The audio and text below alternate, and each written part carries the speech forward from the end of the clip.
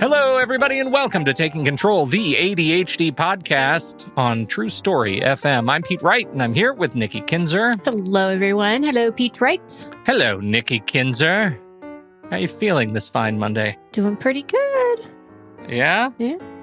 Yeah? It's 2021. World's looking all right. 2021, we're kicking along. Things are good. Along. Yep. Yeah, feeling good about We've got that. another great my podcast show dog. from We've got a great show. yeah, Things are good in the world right now. Mm-hmm. Yeah, we're fine. We're all fine here. We're fine. All right, so we are continuing our epic multi-part series on living with ADHD, and this was one of the episodes one of the interviews that you did that you felt very strongly needed to be included at some length, and that it's worth talking about because of the adaptation of technology and the tools that we use to actually manage and manifest our life's goals. And you were very impressed by this person. And I'm very excited to talk about it because, of course, the tool that we're talking about is one of my very favorites. Oh, yes. Even though I got really upset with it once and we broke up for a little while, but I am back to using it. And I figured out how to make it okay. And it's all fine. Don't worry about it. We broke up, but we're back together.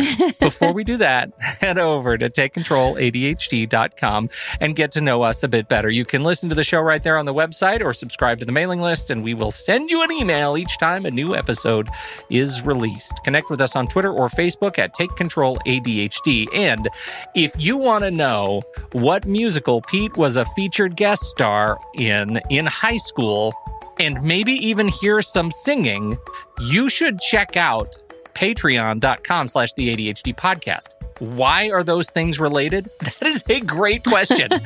Because with your membership, supporting membership of the show, you get access to the live streams of this podcast. That means before we get on to do the show each week, I send a little email out to everybody before the show, and they get to jump into this YouTube live stream and watch us do this whole thing and see some pretty ridiculous backstory.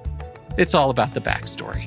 You also get access to the monthly happy hour where many great shenanigans occur between our other community members. It's very fun.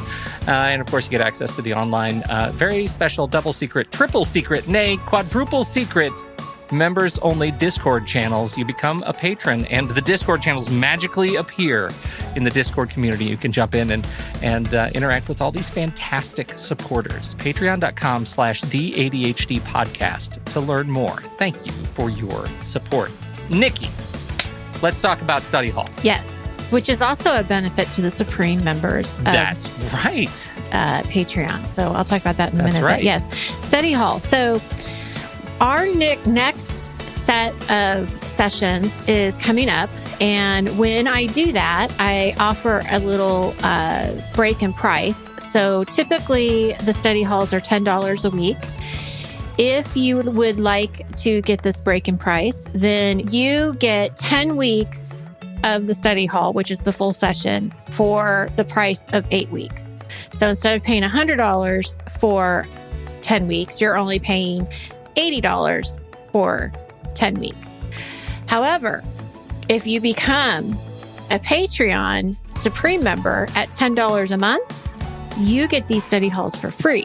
That's a hell of a deal. Yeah. Think about that for a moment. Yeah. Stir that in your head. So if you've joined the study halls before, if they're beneficial to you, and you, as Pete says, want to support us in some way, that would be a great way to do it. And you get these study halls that are every Thursday afternoon. Also, study halls, beneficial. She's selling it way too lightly. I know. The study halls are magical. They really are. Y'all. They are magical.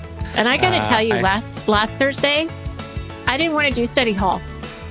Yeah. I didn't want to be there. I wanted to be there with the people, but I didn't want to work. Like, I wanted to chat. Right. Yeah. Like, you wanted to head out, just hang like out got in the into bleachers, the chat room and just started talking to people. Like, what are you doing? With Sandy and Danny, and hang out with your what are you illicit cigarette. Yeah. When are you going to be done? You want to chat? Yeah, that's what I wanted to do. But I didn't. I let the good, fine people of Thursday Study Hall do their work. But finally I thought, I should just work because that's why I'm here. Even though I don't want to, I'm going to do it. And I got to tell you, it is magic because I got so much done on Thursday afternoon because as soon as I got started, which we all know that getting started is troublesome. And once I got started, I was on a roll and I made the best of the time. So it's a good thing. I do need to let people know that the deadline for the 10 weeks for 8 weeks is March 25th. So that is the first Thursday of this 10-week session. And that's the deadline of getting this deal is March 25th. So there you go. Okay, that's it. Thank you, everybody. Patreon.com/the ADHD podcast. We're talking to Kathleen today. We are. Nikki Kinzer. Yes, we are. Okay, set us up a little bit. What is it that you're excited about? Yes. So Kathleen has been a listener for a long time, and we have chatted here and there, throughout the last couple of years. And she has dedicated a lot of time in really making her productivity system work for her. And so impressive because I see how she has set it up, and she uses two things. She uses the thought process of GTD, getting things done from David Allen, and also Todoist. And I got to tell you, she's one of the few people that I have talked to that has really done a good job of tweaking GTD. Because sometimes getting things done is just not an ADHD friendly thing to do. And sometimes it is. Right. But she has definitely made it her own. And she's really made a difference with how she tracks her goals, like long-term goals, and how she incorporates them into monthly, weekly, even sometimes daily things. And she's worked really hard. And I remember asking her one time, how did you do this?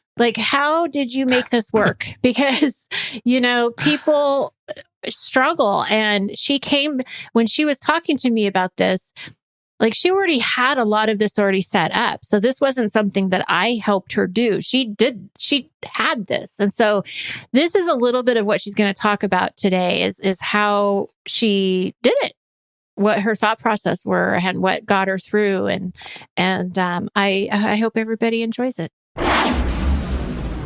For myself, it's really about combining getting things done, the sort of methodology for getting organized that David Allen came up with, GTD for short, that most people know in the productivity world. It was basically a combination of taking the best elements of GTD and making them tweaking them and altering them slightly to make them more ADHD friendly, especially with regards to working memory issues and just especially with not knowing, just for flat out making all these goals or resolutions or even determining what my values are, right. And then feeling really good in the moment, and then 5 days later forgetting that I even did them.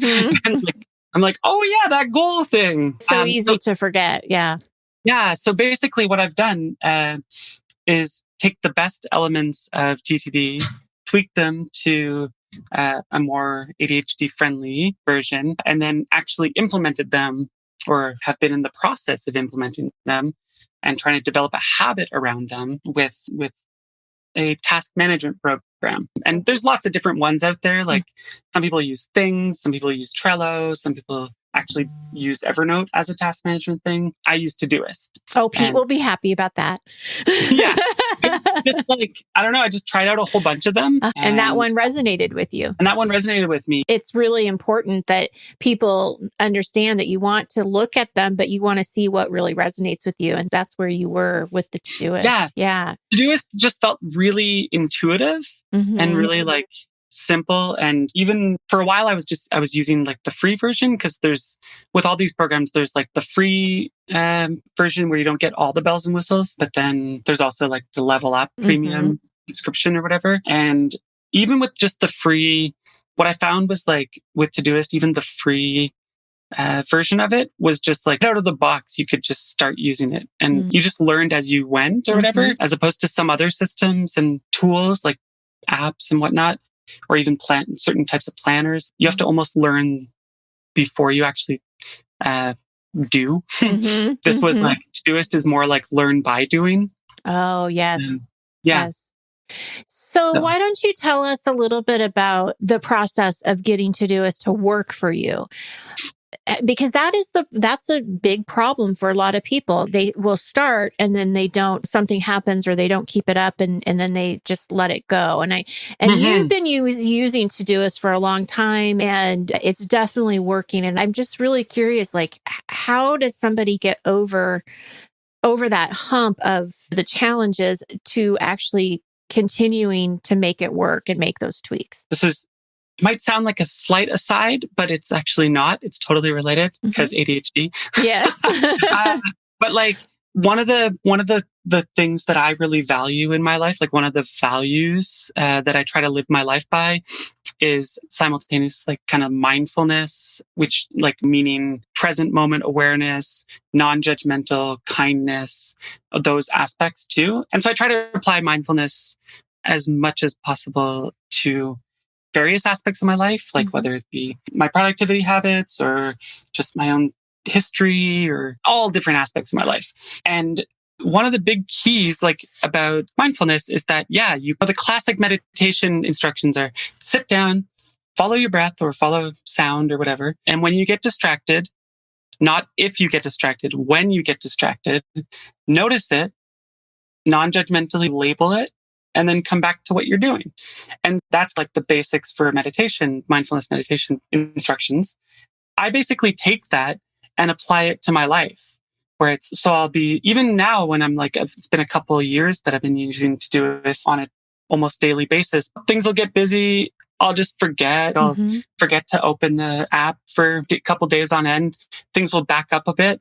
And then I'll be like, oh yeah, something will just pop my memory to it. And I'm like, oh yeah, it's been a couple of days. I got to get sorted with it, get clear on it. And whereas before, like maybe years and years before I was diagnosed for sure with ADHD. And then even afterwards, there would be like, lots of guilt and shame and sort of like frustration and just hopelessness around, another thing that I forgot to follow up on or another thing I just let slip by. This time, I try to approach it from a mindful, non-judgmental perspective of, a couple days went by, I forgot. Okay, start back on it. And since I already have a nice baseline, which I can talk about in a sec, to go back to, it's not like I'm not starting from ground zero too. Yeah. It's, a couple days of like appointments being backed up and I just haven't processed all my information. That's fine as opposed to, now I got to start this whole thing over again. Yeah. Which is instantly where people will go, but that's not true because you have the base already. Yeah. And exactly. I love how you connected the mindfulness, the meditation, recognize the thought. Yeah. And I love how you're connecting that to recognize that, I didn't do it for a couple of days. That's okay. Yeah, I can go back to it. Yeah, exactly. Yeah, that's great. Yeah. And so I guess maybe I'll just talk about the baseline that I tried to establish. So I'll even just I have the getting things done. And just so for people who don't know, and especially people who are like just listening, basically the essence of getting things done at GTD is there's 5 elements to like the workflow model that he presents, which is like you first, and they're all separate elements that you have to get into separate mindsets to do. And this is his workflow for quote unquote getting organized in life. Like whether you're applying that to your physical organization, your mental organization. And so he says that the 5 separate phases or steps or whatever are you capture what has your attention, you clarify what each item means and what to do about it. You 3, organize the results. And then 4, you come to reflect on those results that you've organized. And 5, you engage in it. You actually take action. You do. And I went through this book, GTD, and basically went through it as he suggests, which is do a massive inventory of your life. Take a weekend even, like book a weekend off, put your phone on hold, on mute or whatever, so you can do that, or you can like kind of space it out also, like schedule like 1 or 2 hours a day for however long it takes you. And basically just go through the whole process of capturing every single thing, do a massive brain dump, get everything out of your head, and then organize it into different projects and various things. And according to him, he says that it takes like about between 20 and 30 hours to go through the whole process. Yeah. And that's roughly about how much time it took me I did it over like a month span or whatever. And when you say take you, exactly what do you mean? Take you to inventory your life, like where your values are, what your priorities were? Is that what you mean? Inventory your entire life from everything like, what is this pile of boxes in the corner of my room? What do I need to do with them? How do I need to like unpack them? Are they there to be sold? Are they there? So from physical organization to processes, like how am I doing my laundry every week? Like how am I thinking about what steps do I take usually to make food, do meal prep, and to just like things. So you take every single thing that's like in your head and in your life. Like you just walk around your house and you're like with a little notepad and you're like, okay, yeah, it was just hilarious to be like TV, and just throw it into like the in basket and then clarify each one. What does this mean to me? And so to go through that initial process, there wasn't much like ADHD tweaking that needed to happen necessarily. Oh yeah. And the big thing with him though is like about his process about GTD is that really helped me was like with a reframe and a reshift around rather than just thinking about to-do lists as like this one overwhelming like thing with 197 different steps on it or to-dos on it. Break everything down into projects so that basically a project is defined as any outcome you want that takes more than one step. So if you can accomplish your outcome by making one phone call, then that's not a project. That's just a phone call you need to make. But if you're like, so everything from projects are like anything from need to replace battery in my car to need to buy a new car to like stuff at work, like need to find a new job. I don't know. And so basically try to break down your life into projects so that you can always try to like feel like you're making progress towards something. That's something I have to say that I really admire you for is that I know that you have set up quarterly goals and you use Todoist to remind you of those goals and you do make continuous progress. Do you feel like that is a direct result then of breaking these things down? And absolutely. Yeah. Yeah. And so yeah, breaking them down is really helpful because then every week or every 2 weeks or every however long sometimes it's supposed to be once a week that you're supposed to review all your projects. And that's where like the fourth step of the steps are like the reflection or the review. Like you're supposed to do it once a week, or it's suggested that you do it once a week to keep making sure that you're making progress on all the different projects you've outlined as being important to you. ADHD and life just gets busy. Sometimes I don't do the weekly review for a couple weeks or 3 weeks or whatever. But then when I do go back to it, I know that, oh yes, these are the like 70 or 50 or 30 or 100 or however many projects that I know that I'm committed to making action on that I can just go back to. Yeah. But the thing that I really had to tweak for ADHD purposes is like about the GTD system and Todoist. The way I have it set up is like the one thing that like really is like the most top of mind that I had to tweak was, so you go through this process, right? If you actually follow the getting things done methodology as it's laid out in the book, you go through the process and it takes like anywhere from 20 to 40 hours over however long to set up your system and populate your system with. And then you're supposed to like do the review once a week to keep upkeep on it or whatever. But then it's just assumed that you're going to always check all of your inboxes and all of your emails and your anywhere that like people send you messages. It's just assumed that like that first part of the capture method, like the methodology, the first part of it is called capture. And it's about like capturing all the, not just the stuff in your head, but also the Facebook DMs and the Twitter DMs and all the social media places where people will message you and expect responses or email. And it's so easy with ADHD to just forget about that stuff like for weeks, or then to check on it and feel really overwhelmed because there's way too many and you're just like, I don't know where to start. And so one thing that I did that has been really helpful is I've set as reminders into my system, little messages will pop up like every couple of days. Like sometimes it'll pop up once a day for example, my emails, but I don't get very many voicemails these days. So voicemail will show up twice a week as a reminder to, hey, just to remember, check your voicemail or check your email, try to work on clarifying those, get those back.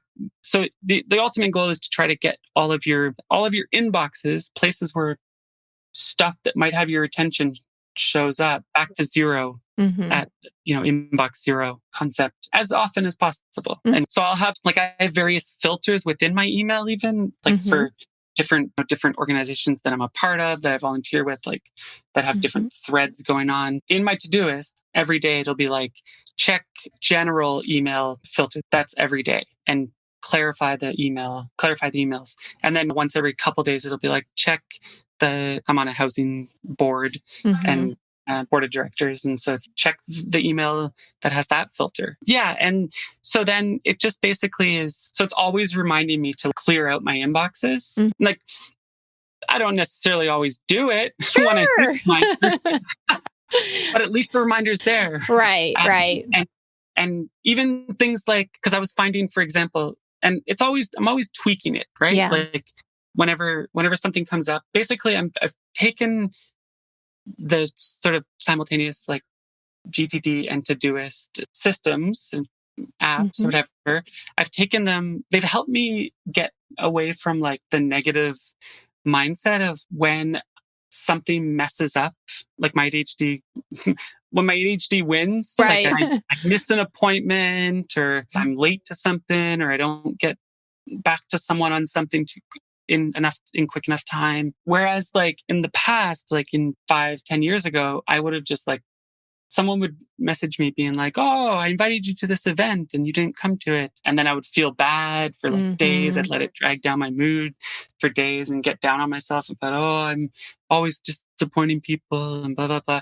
And instead, this has helped me, having both the Todoist set up as the platform for working ADHD or working GTD in my life, has helped me really take like some negative comment and use it as information, as, oh, okay, yes, I'll allow myself to feel bad for a couple of minutes and be like, yeah, that sucks that I didn't do that. But then I'll be like, so what was it about that situation that fell through my organizational cracks? And for example, when I first set up the Todoist and with all the different inbox reminders to check, I had like not a lot of them in there. I was basically like email, Facebook, voicemail, and then texts, like text messages. It was just like reminders would pop up for those 4. And then over time, I would add more. And then, so for example, that someone would, when that happened, like someone was like, I invited you to an event on Facebook, but you didn't come. And that was because I forgot to check my Facebook invites or forgot my Facebook notifications or got overwhelmed by my notifications. Yeah, right. Like, I can't even handle that. So taking that information, I set up a filter in my Todoist so that I think it's like once a week or maybe once every 2 or twice a week, once or twice a week, a little like reminder pops up with a link embedded in it where I can just one click, it'll say, check Facebook event invites. And it'll just press it and it just instantly brings me to see if anyone's invited me to any events that I can just then add to my calendar and stuff like that. Yeah. And then, so that issue has not come up as much anymore. Yeah. And I love how you were curious about it. So you let yourself feel it and then you were curious about it. And then you did something different in your system so that it would be less, or it wouldn't come up again, or at least not as often. Not as often. Yeah. And same thing with the birthdays and stuff like that. Like for years, like I'm in my like mid 30s now. And for at least like the last 10-15 years since I moved out on my own at 20 or whatever, I've I've just had this, and I didn't get diagnosed with ADHD till I was 30. First 10 years of being on my own were undiagnosed. But basically the last 10, 15 years, I've been like, just feeling kind of like every time I'd miss someone's birthday, like miss sending them a card, especially around my immediate family, who we live across the continent from each other. And I'd miss their birthdays, and sometimes they'd mention it and I'd feel bad and just have that guilt and shame. And so just this year, as a way to incorporate that information into my Todoist, I set up basically I did a brainstorm of every single person that I actually care about sending something to. So it came like a list of maybe 15 or 20 people. And then I went and made like a template of how to set up, like in an ADHD friendly way, how to get the process started or finished to send a card in the mail. So literally 4 weeks, or maybe even that more than that, 6 weeks before the person's birthday. And I just have it set on like an annual thing. So I only have to set it up once, and then I just, click the button and it goes to the next year. Where it's basically 6 months before, it'll be like, buy a card for birthday. And that'll just be a repeating event until I do it. And then the next week, like 5 weeks before, it says, put a stamp on the card and write the address and your return address, like address and stamp the card. But don't sign the card even, just the address and the stamp. And then 4 weeks before, it's now sign it and get your partner to sign it. And then it's okay. And then 3 weeks, it's now put it in the mail. But I give myself a lot of leeway because I know that maybe a couple of weeks will go by and I'll forget. Right. Yeah. I love that, because that is breaking that project down to the smallest piece. So it's not so overwhelming when you look at, buy or send card, to you have it so broken down. Yeah. And with the reminders too. That's awesome.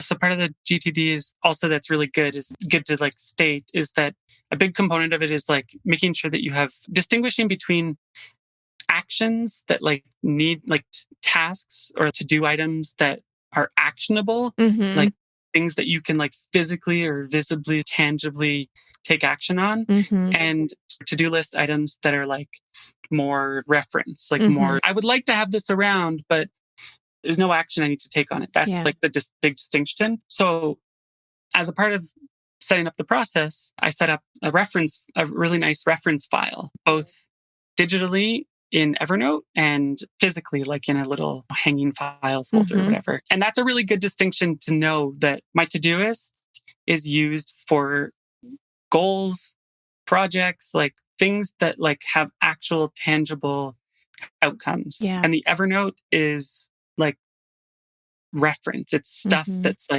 maybe supportive of those projects, or maybe it's just random articles I found on the internet that I want to read later. It's just a whole mishmash of everything. Whereas if it goes in my Todoist, it's going to get done at some point eventually. Yeah. It's a really good distinction. Knowing your purpose for each program. Yeah. Yeah. No, totally. It's really helpful. And so the reason I bring this up is because in my physical reference file, I actually have a bunch of folders labeled birthday cards. And I do have some generic kind of birthday cards. And I have as well another one for thank you cards. Yeah. And one thing that I've started doing also is that, again, because it's trying to remind myself how I have a glitchy memory. Accepting, I think for so long I fought against it and was but maybe I can I was trying to use techniques or trying to look for, even after I was diagnosed, the first maybe couple years that I was diagnosed with ADHD, I was, instead of accepting that my memory can sometimes be like Swiss cheese, it's just got a little holes in it, instead of actually accepting that and then looking for tools to help accommodate it, or to help manage it or cope with it or whatever,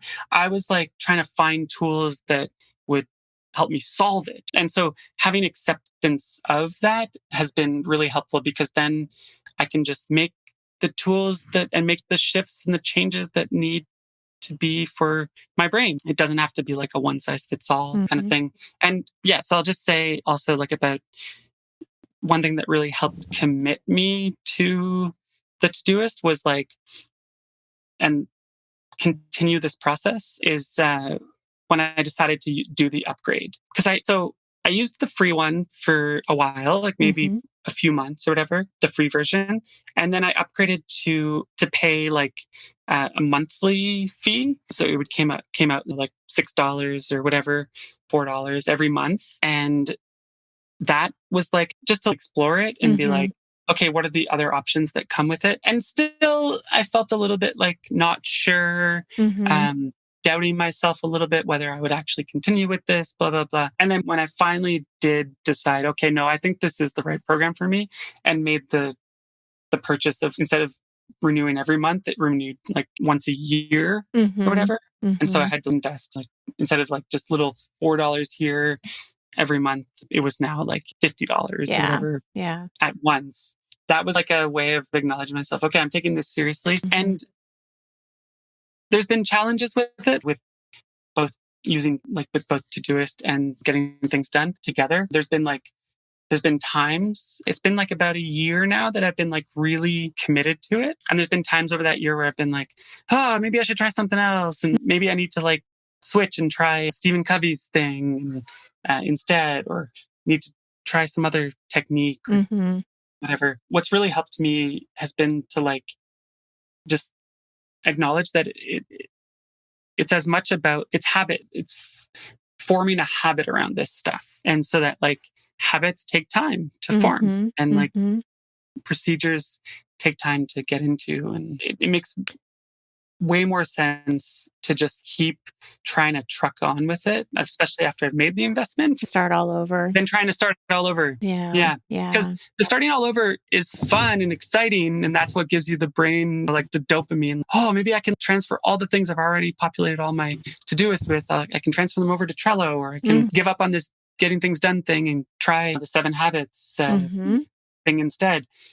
But you know what?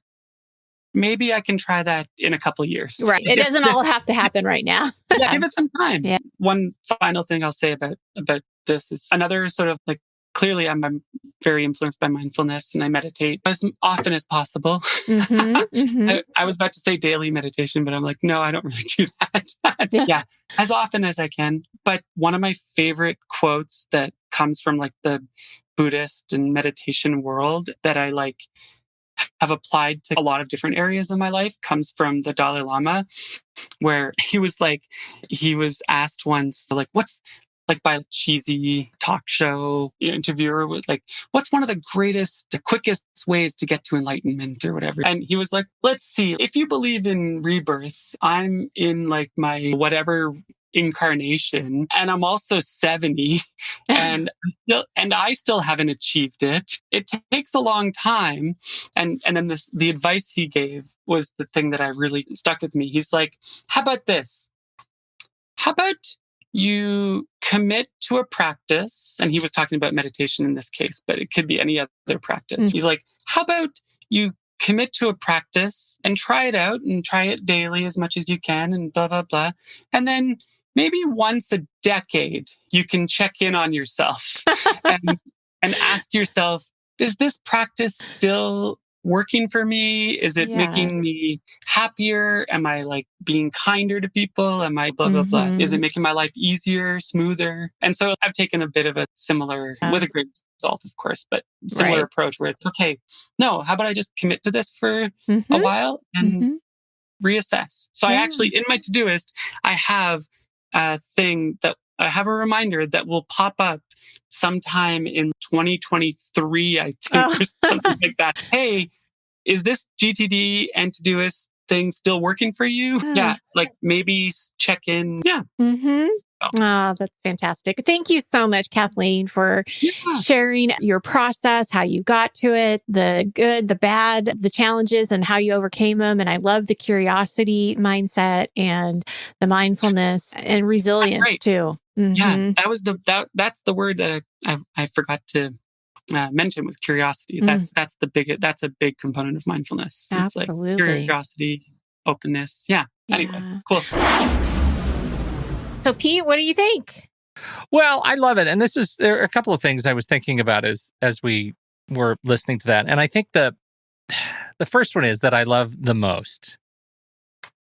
is that this is like the power of going all in. If you're going to go in on a tool, go all in on the tool. And as somebody who dances across the surface of so many different tools, as I'm trying things, seeing what works, trying things, seeing what works, all in the service of helping others, I should add. Of course. Right. Of course. This is all, it is not at all self-serving.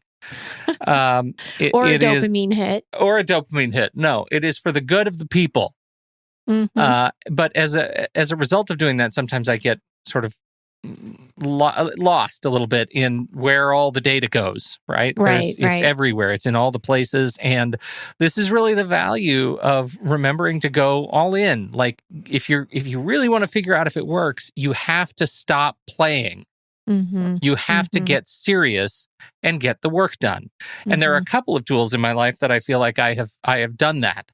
And a couple of them I'm still flying about, getting there. I'm coming in for a landing. But as somebody who just loves tools so much, that's really hard. It is. So.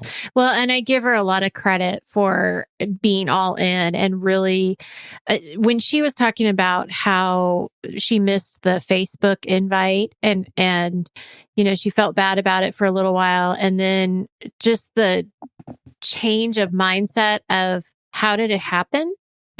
And what do I need to do to prevent it from happening? It's just such a healthy way of looking at it, right? Because, you're not blaming yourself. You're not going down this shame spiral. And again, you're all in the system. So you want to make it work. And I just really admire that she was willing to be able to do that. And the breaking up the birthday cards project. Yeah. Brilliant. Yeah, that's great. I love it. That's great. I think that there is room for us to do, and maybe this is, I don't know, maybe this is an episode of the new members only podcast we were talking about. I don't know. Maybe it's a workshop that we do. I think there's room to go deeper on some of these individual tools. Oh, for sure. Because this is one that I think would be useful to actually talk about, like not just what you do with it, but how you do it. How like you use what do you right? actually type? What do you actually click to make the thing, to make, in this case, Todoist, a GTD receptacle? What do you actually do on these systems to do it? Not just what you use it for, but how you enable it. I think there's room for that. So if that would be an interest, let us know. Hit us up in Discord or Patreon and let us know. There you go. Thanks, everybody, for hanging out with us. Thanks for hanging out with Kathleen. Thank you for Kathleen for hanging out with us. We sure appreciate all of your time and attention. On behalf of Nikki Kinzer, I'm Pete Wright. We'll catch you next week right here on Taking Control, the ADHD podcast.